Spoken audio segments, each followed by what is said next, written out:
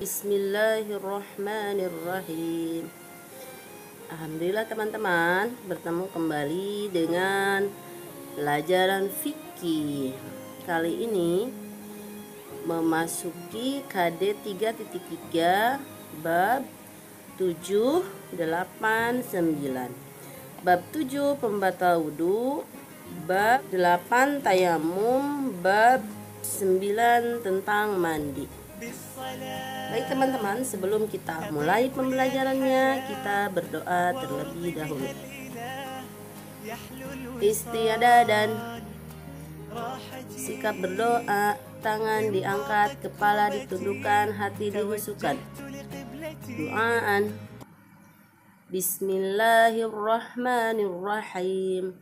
Raditu billahi rabba wa bil islami dina wa bi Muhammadin nabiyyan wa rasula. Rabbi zidni ilma warzuqni fahma. Allahumma anfa'ni bima 'allamtani wa 'allimni ma yanfa'uni wa zidni ilma. Doa pagi hari. Allahumma bika asbahna wa bika amsayna wa bika nahya wa bika namutu wa ilaikan nusur. Baik, kita kupas tuntas materi fikih kali ini, yaitu KD 3.3 bab 7 pembatal wudu, bab 8 tayamum, bab 9 mandi. Pelajaran 7 pembatal wudu. Wudu merupakan cara bersuci dari hadas kecil. Apabila kita sedang berhadas kecil, kita wajib berwudu sebelum mengerjakan sholat. Apabila kita melaksanakan sholat lalu berhadas, misalnya buang angin, maka sholat kita menjadi batal. Kita pun harus berwudu kembali lalu mengulangi sholat. Nah, hal-hal apa sajakah yang membatalkan wudu itu? Nah, ada 5 teman-teman yang bisa membatalkan wudu. Apa saja? 5 hal pembatal wudu. 1. Keluar sesuatu dari kubul atau dubur, misalnya buang angin, kencing, dan buang air besar. Ya, teman-teman masih ingat kubul? Ya, bagian depan atau kelamin, dan dubur ada bagian belakang ya. Kedua, apa yang kedua? Tidur lelap atau pingsan. Ini juga bisa membatalkan wudhu, karena kita tidak tahu ketika lelap itu apa yang terjadi ya, apalagi pingsan ya.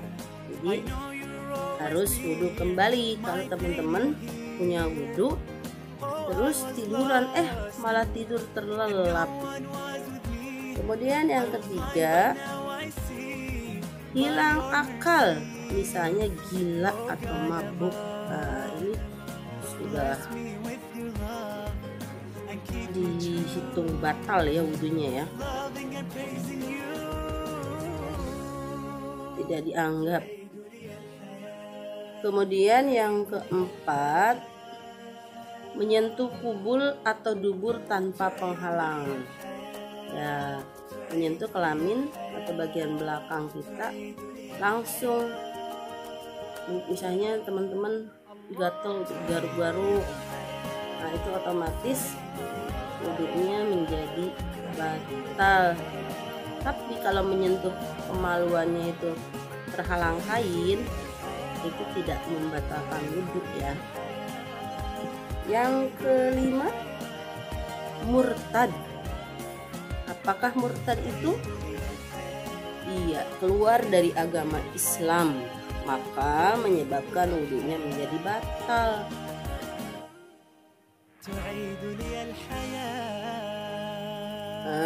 Ingat, apabila wudhu kita batal, maka sholat kita pun batal. kedua-duanya harus diulangi. Selanjutnya pelajaran 8, tayamum. Nah, materi ini sudah pernah teman-teman dapatkan di kelas 1 ya, juga tata cara tayamumnya. Hari ini di kelas 2 diulang kembali. Mudah-mudahan teman-teman masih ingat cara tayamum waktu di kelas 1. Apakah tayamum itu? Tayamum adalah bersuci dari hadas besar atau kecil dengan menggunakan debu tanah yang suci. Tayamum merupakan pengganti wudhu dan mandi. Ketika kita akan melaksanakan sholat namun kita tidak bisa berwudhu, maka kita boleh tayamum. Kapan kita boleh tayamum? Nah, tayamum boleh dilakukan pada 3 kondisi. Pertama, tidak menemukan air. Misalnya, wah sekarang musim kering, susah mencari air. Aku akan tayamum sebelum sholat. Nah, itu boleh ya. Kemudian yang kedua, sakit atau terluka dan tidak boleh terkena air. Nah, teman-teman boleh tayamum pada kondisi seperti ini. Yang ketiga, tidak mampu menggunakan air. Misalnya, udaranya dingin sekali, badanku tidak kuat terkena air. Aku bisa sakit juga kalau kena air. Aku alergi dingin misalnya. Ya, ini juga boleh. Sekali lagi, tidak mampu menggunakan air, ini juga boleh bertayamum. Nah, tata cara tayamum berbeda dengan tata cara berwudu ataupun mandi. Bagaimana caranya? Ya, ada 5 cara. Apa sih? Yang pertama, berniat di dalam hati. Kedua, membaca basmalah, bismillahirrahmanirrahim. Lalu yang ketiga, menepukkan kedua telapak tangan ke tanah atau tempat yang berdebu. Keempat, mengusap muka dengan kedua telapak tangan. Ingat sekali saja teman-teman ya. Yang kelima, mengusap tangan dari ujung jari hingga pergelangan tangan. Ya. Tahukah teman-teman, syariat tayamum itu merupakan anugerah dari Allah khusus untuk umat Nabi Muhammad saja.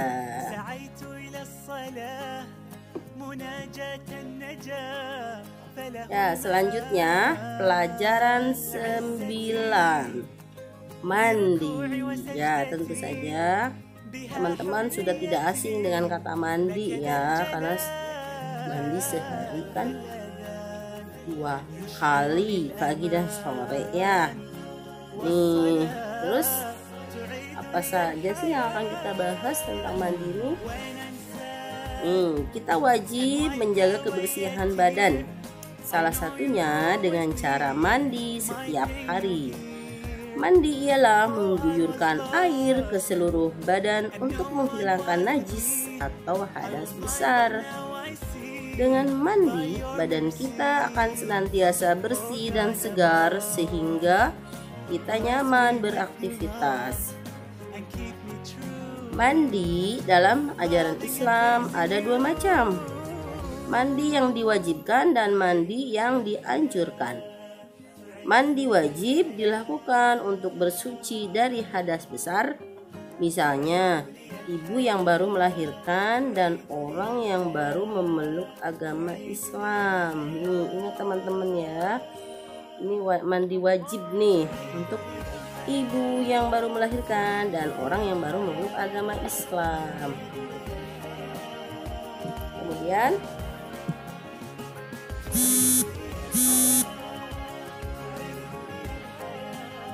Kemudian mandi yang dianjurkan disebut juga mandi sunnah.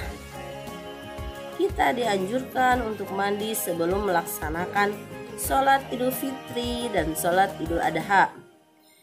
Bagi laki-laki muslim sangat dianjurkan untuk mandi sebelum mengerjakan sholat Jumat.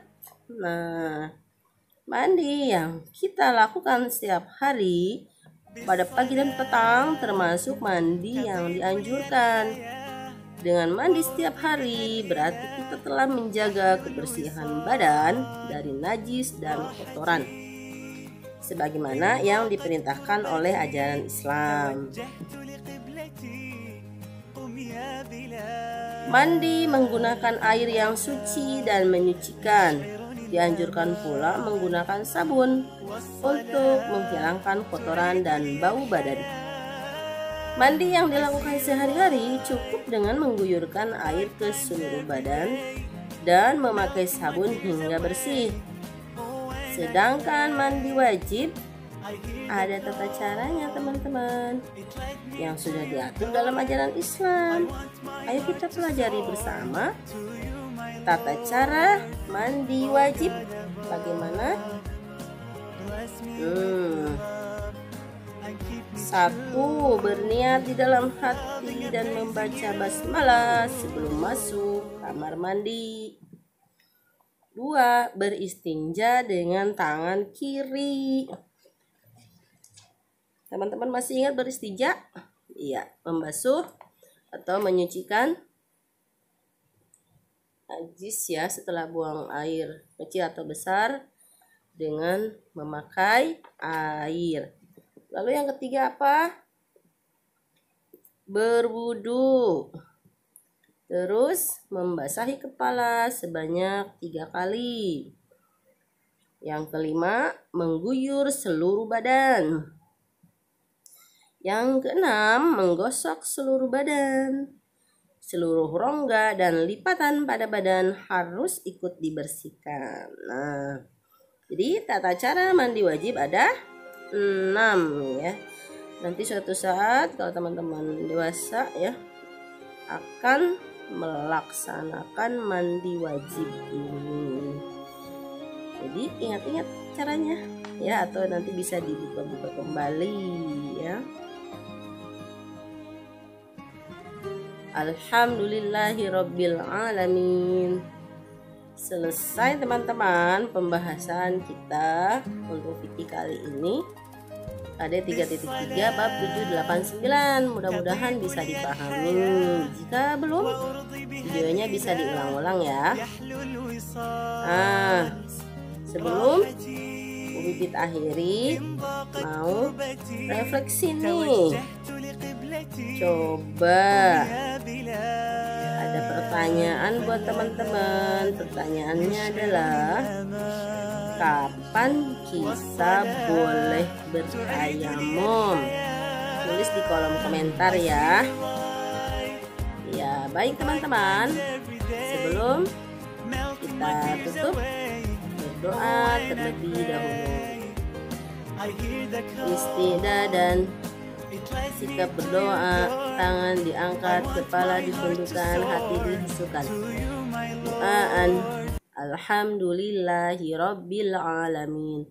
Subhanakallahumma wa bihamdik, asyhadu an la ilaha illa an, astaghfiruka wa atubu ilaik. Wassalamualaikum warahmatullahi wabarakatuh. Terima kasih teman-teman. Sampai berjumpa kembali di pembelajaran selanjutnya. Dadah.